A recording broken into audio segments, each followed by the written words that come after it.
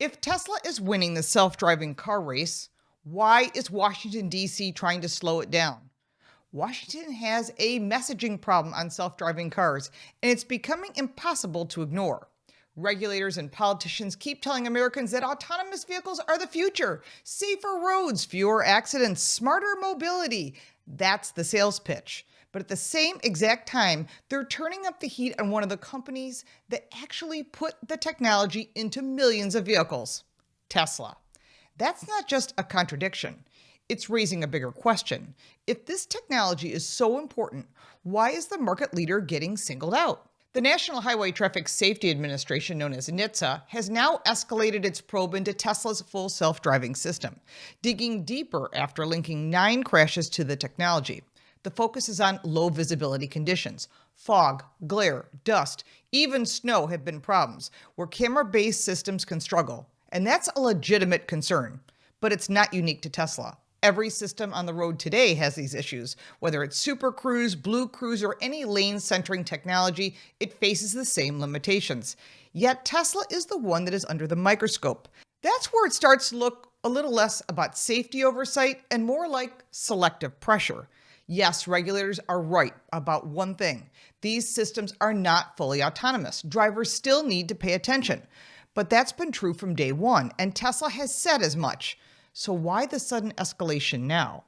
At the same time, Washington is warning consumers to stay engaged. It's pushing policies and funding that accelerate autonomous vehicle deployment. That's a disconnect. You don't fast-track a technology on Monday and then undermine that confidence on Tuesday. And while the U.S. regulators fixate on Tesla, real-world failures elsewhere are raising bigger red flags. There are tons of lawsuits. There have been people that have died. I have told you about these issues in the past. We've got problems with insurance, reinsurance companies. We've got firewalls that can be hacked. You've got weather conditions, and of course, consumers have to want it.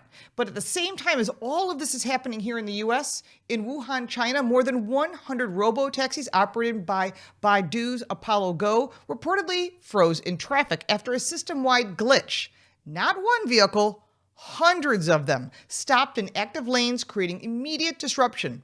No injuries, but plenty of risk. And that's what happens when there's no human behind the wheel. Now, we've seen similar issues closer to home. In San Francisco in late 2025, there was a power outage, which knocked out Waymo's robo-taxi operations and brought traffic to a crawl. Well, actually to a complete stop.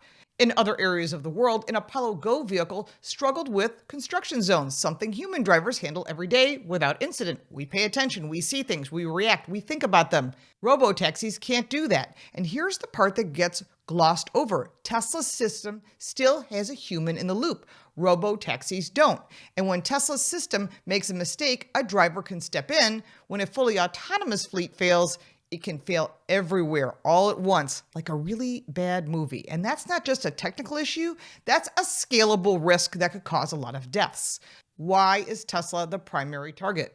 Because it's visible. It's Elon Musk, because it's ahead, and because it took a different path. Tesla didn't wait for the perfect conditions or regulatory approval to start learning.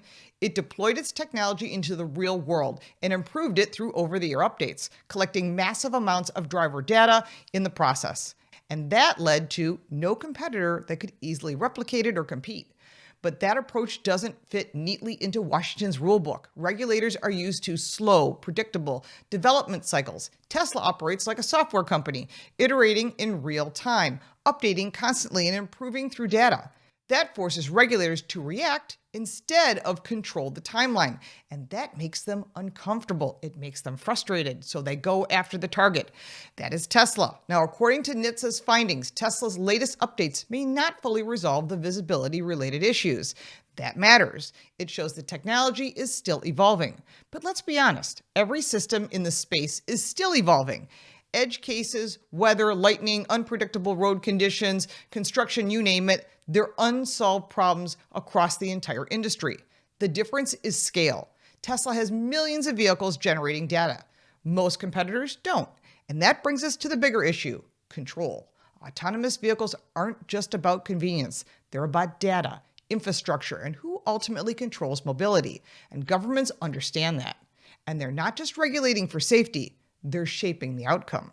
And that creates friction because innovation, especially software-driven innovation, moves faster than regulation ever will. And Tesla is pushing forward in real time. Washington is trying to catch up, and instead of creating clear, consistent rules, it's suddenly mixing signals that confuse consumers and distort the market. Meanwhile, the global competition isn't slowing down.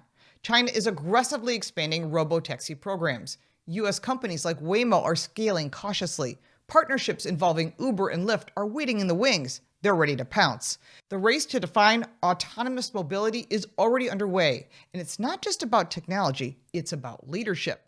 So what's the end game here? If regulators are serious about safety, then standards need to be applied evenly across the board, not selectively against the most visible player. If autonomy is the future, then policy needs to support innovation, not quietly penalize it. Right now, we're getting neither. Instead, we're watching a regulatory tug of war where the stated goal is progress, but the actions suggest hesitation, if not outright resistance. And until Washington decides what it actually wants, the future of self-driving cars won't be shaped by technology alone. It'll be shaped by who gets in its way. If you like this video, give it a like and subscribe for more videos like this, and check out our car review channel, Car Smarts. You can support me by buying me a cup of coffee, and if you want even more content, check out the links in the description. I'm Lauren Fix. Thank you so much for watching.